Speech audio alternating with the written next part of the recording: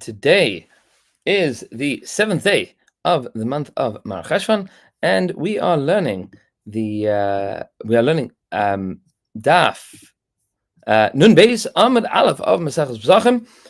We're in the midst of the fourth parak, and the Gemara is discussing the various minhagim that people have, and the obligation of observing those minhagim, even in places that don't observe them, and making sure to observe the minhag hamakam of the place that you are going to. We ended off 3 lines into Daf Nun Beis Amud Aleph, where the Gemara tells us about traveling from Eretz Yisrael to Babel and keeping 1 day of Yom Tov as an Israeli in Chutz La'aretz. And Rav Ami had passed for us that b'yishuv aser b'midbar mutar, that in the yishuv it is aser to do malacha, meaning if you are in an area that has other Jews that keep 2 days of Yom Tov, it is also for you to violate that. And b'midbar mutar, and if you'd be in the middle of nowhere, middle of the desert, that would be permissible. Tosfos points out at the top of the Amud, says the Tosfos afilu betzina, even if it is in private, and even if he is planning on going back, because as opposed to many other minhagim that it is possible to observe them or not observe them in quiet, in secret, with regards to malacha, that's a dead giveaway. Rav Shachta often likes to tell the story when he speaks about this. There was once an Israeli professor that came from Israel to YU, and he was turning lights on and off in his apartment in New York City, bechadrei chadarim, deep where nobody would be able to know, and turned his lights on and off on the second day of Yom Tov, and there was a woman that came to, I think it was Salvation, maybe it was Rav Shachta afterwards, I don't remember 100%, that said, Rabbi, there's this professor, he's from Israel, and he's not showing Torah mitzvahs. He pretends like he is, but he is, and he violates Yom Tov. And that's exactly what the Gemara is talking about here, is that even b'chadrei chadarim, nobody's going to know what I'm doing, what I'm not doing. No. Yeah, there's no way that a person would be routinely violation of malacha, then that's not going to get out. And we are going to now get a very intense story that occurred with somebody that violated this halacha. Rav Nosson bar Asya, there was a Rav by the name of Rav Nosson bar Asya, Azl mi beit Rav lePumbedisa, and he went from Rav's academy to Pumbedisa. What does it mean from mi beit Rav lePumbedisa? So this was when Rav was in Eretz Yisrael still.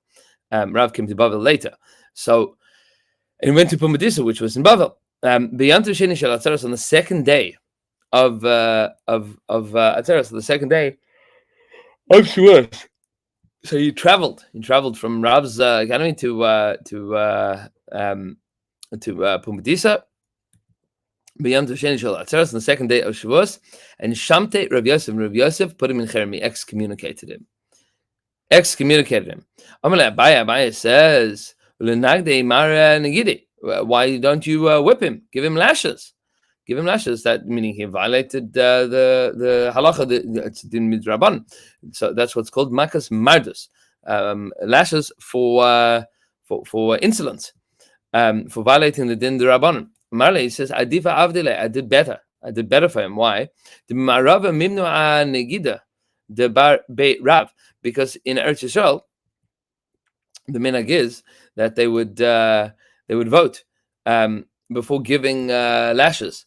And they didn't vote about excommunication, meaning lashes, getting malchus, was seen as something that was not as painful to a person as getting excommunicated, because they never voted about excommunication, meaning they would punish people with lashes. They didn't punish with excommunication because that was an even worse punishment. It's to say, that he's violating the halacha. I'm gonna give him a shanta. I'm gonna give him excommunication, which is even worse. So there are those that said Nagde Rav Yosef, that Rav Yosef did in fact give him malchus. He did give him malchus. Maybe you should, instead of giving him malchus, you should have excommunicated him. Says the Rabbi Shmuel, because Rabbi Shmuel both say Menadin al Shnei Yom Tovim Shel Galius, that we excommunicate the person for the 2 days, for violating the second day of Yantif. So Amarle says to him, Hani Mili, these words, that's Inish Talmud, is talking about a regular Jew. This guy is a Talmud Chacham. He knows the halacha well. So the Tavale Avdi, and I did better for him. The Angadta debate Rav, because in Eretz Yisrael they vote whether or not to give a person Malchus, and they don't vote with regards to excommunication. Meaning, I was nicer to him. I was nicer to him, not that I was not that I was that I was rough with him. Either which way, you see that not taking Yom Tov Sheni Shel Galia seriously is a significantly punishable offense. The Mishnah told us, continuing with the sugya in the Mishnah told us that if somebody is taking a Perish Shvius from a place that they're finished to a place that they're not finished, or a place that they or comes from a place that they were finished to a place that they are not finished. Oh,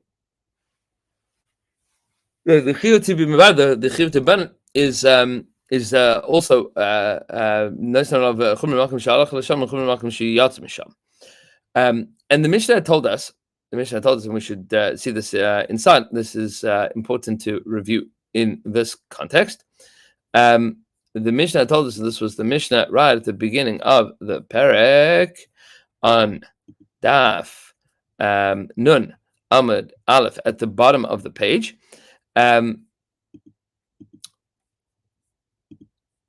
Said the Mishnah, sorry, this goes on to Nun Amud Beis. So Hamelech Perish Shvius Memakim Shekol Memakim Shloikol. If you take Perish of Shvius, Shemitah produce from a place that they're finished to a place that they're not finished, or Memakim Shloikol Memakim Shekol, or from a place that they are not finished to a place that they are finished, Chayv Levar, in both cases you need to destroy them. Rabbi Yehuda says an interesting phrase that we are now going to re-examine. Tseva havelach afata. You go and bring also. What exactly is Rabbi Yehuda saying here? That is going to be the topic of conversation now on our Amud.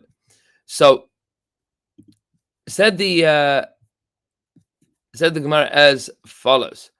Says the Gemara, Ki Yotzebai, Amelech Perish Shvius, etc. V'leisle Rabbi Yehuda haditnan. Doesn't Rabbi Yehuda hold of the principle that we've been discussing, which is that we should give him all of the chumras, the place that he came from, the place that he's going to. Whatever Rabbi Yehuda is disagreeing about, he's disagreeing about something that doesn't seem to be in line with that principle.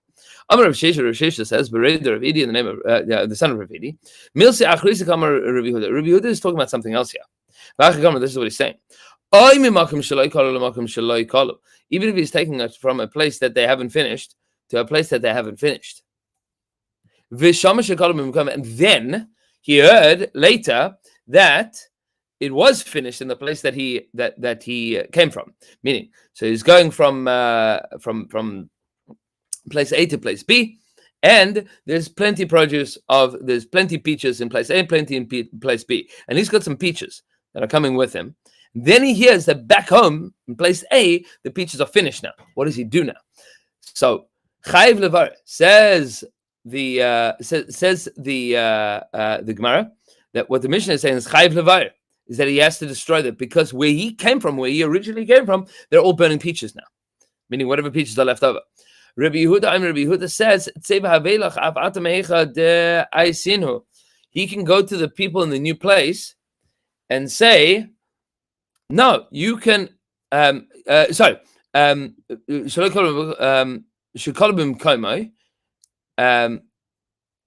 finished in his place, a chayv, he would need to destroy them.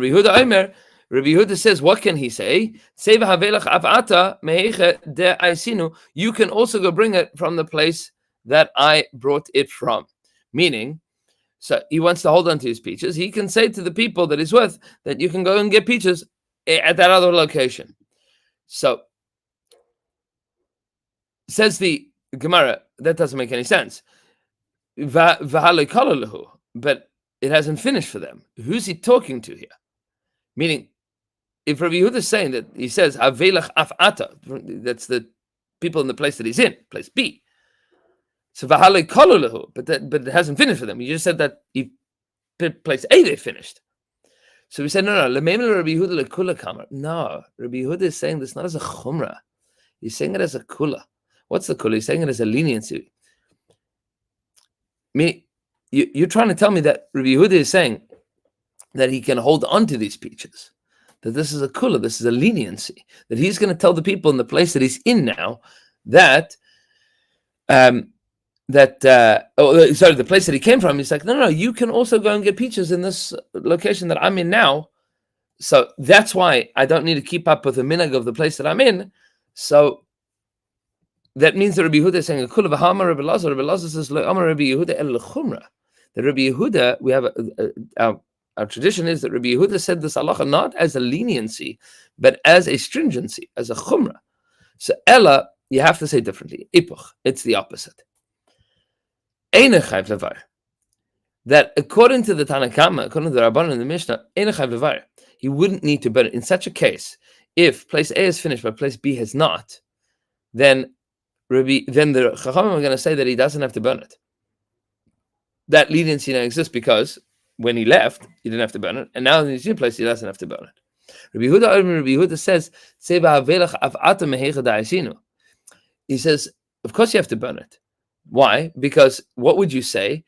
Can you really go back to where I came from and bring that? No. Place A doesn't have any more. So if in that place they don't have any more, regardless of where he is and when he left, if he's got peaches that come from place A, he's got to destroy them. He says, Vaha kalalu. But they're all finished. You can't. And therefore, he says, says, people in the city, go and bring it from where you brought it. So says the Gemara challenging to this, that it's impossible. So Abaye says no. Let's go back to the drawing board. This is what we're saying.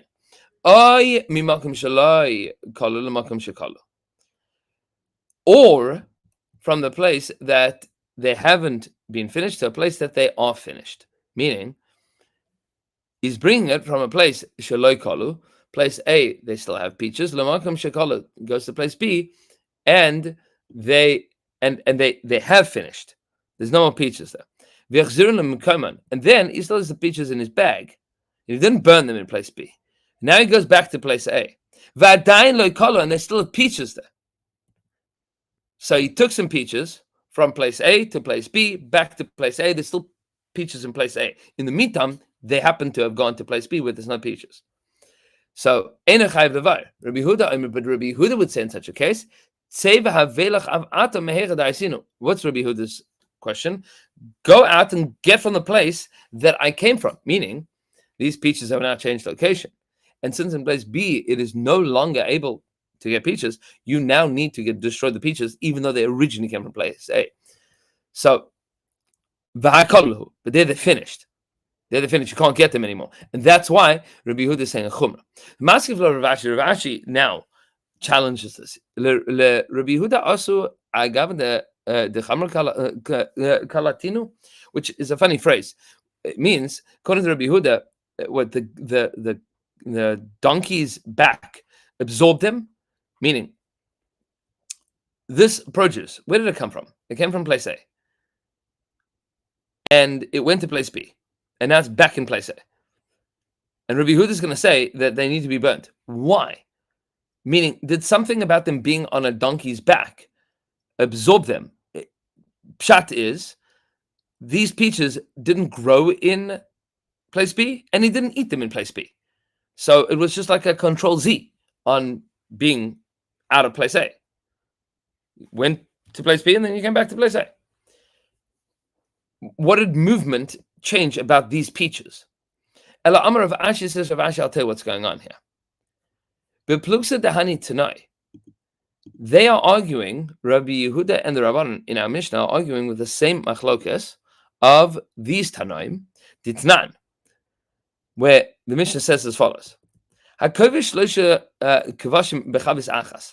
I pickle 3 different things in one barrel, you have peppers, and you have onions, and you have garlic.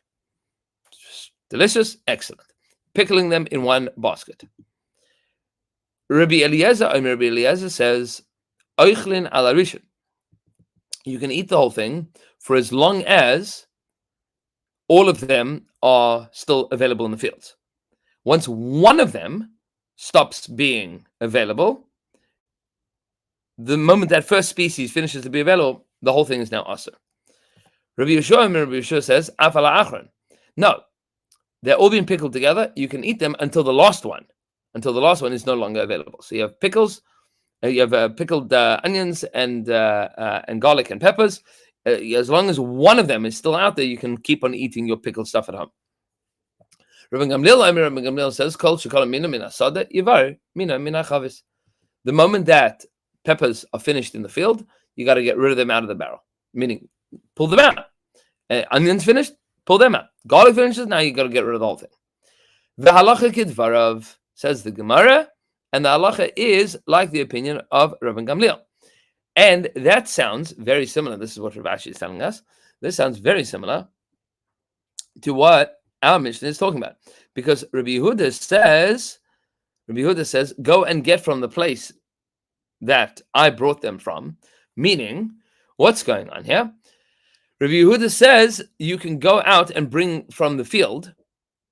And if you can go out and bring from the field, then you would be able to keep on eating it. But if you can't, if it's not available, then you can't use it anymore. And it seems to be that Rabbi Yehuda is in line with the opinion of Rabbi Gamliel. And that the Rabbanan who hold that you can keep on eating even though you have changed locations, and we haven't yet defined according to Rav Ashi which locations changing has occurred, but according to the Rabbanan, the fact that it is no longer available doesn't mean that it's necessarily also to eat it.